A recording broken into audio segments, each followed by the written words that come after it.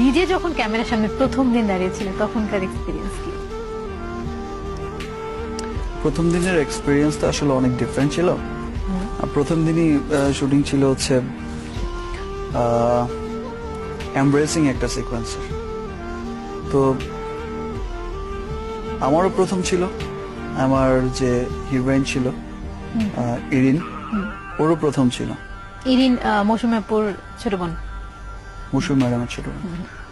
তো বিষয়টা এমন ছিল যে আমরা দুজনই লজ্জা পাচ্ছিলাম, বিকজ আমিও অভ্যস্ত না কাউকে এমব্রেস করা। আবারও সেই রোমান্টিক দৃশ্য।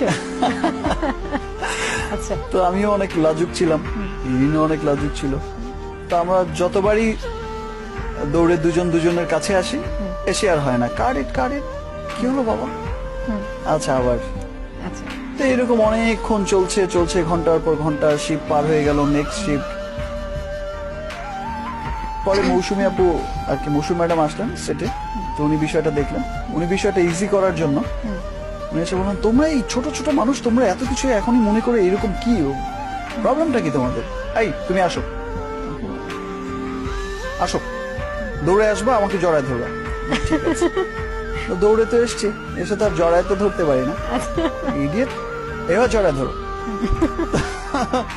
আমার লাইফের তো আসলে দুই রকম এক্সপিরিয়েন্স ছিল তখন।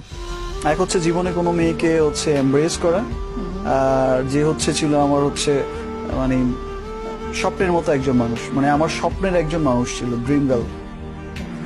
আর দ্বিতীয়ত হচ্ছে আমার ফার্স্ট শুটিং।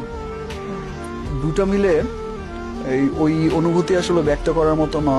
আর এই ফিলিংস আসলে শেয়ার করা যাবে না, যে ফিলিংসটা কেমন ছিল তখন। কয়েকটা দিন তো বিষয়টা এমনই কেটেছে যে মৌসুমীকে জড়ায় ধরলাম, আহারে। যার ছবি হচ্ছে আমি দেখতাম, মৌসুমী, সালমান শাহ, কেমত থেকে কেমত, এন্ড দেন আদার্স অনেক মুভি। তো অনেক পছন্দও করতাম মৌসুমীকে। তো ফিলিংসটা ছিল শেষ ওই পর্যন্ত রকম। কত টেকে ওকে হয়েছে? না, তারপর তো এসে 1-2 টেকের পরেই ওকে ছিল। তারপর তো আমার বিষয়টা ছিল ঘোর স্বপ্ন। বললাম, আচ্ছা, মানে আমি আর আমার মধ্যে ছিলাম না তখন তো রোবটের মতো হয়ে গেলাম। আসো জি, দৌড়ে আসতেছি, জড়ায় ধরো জি।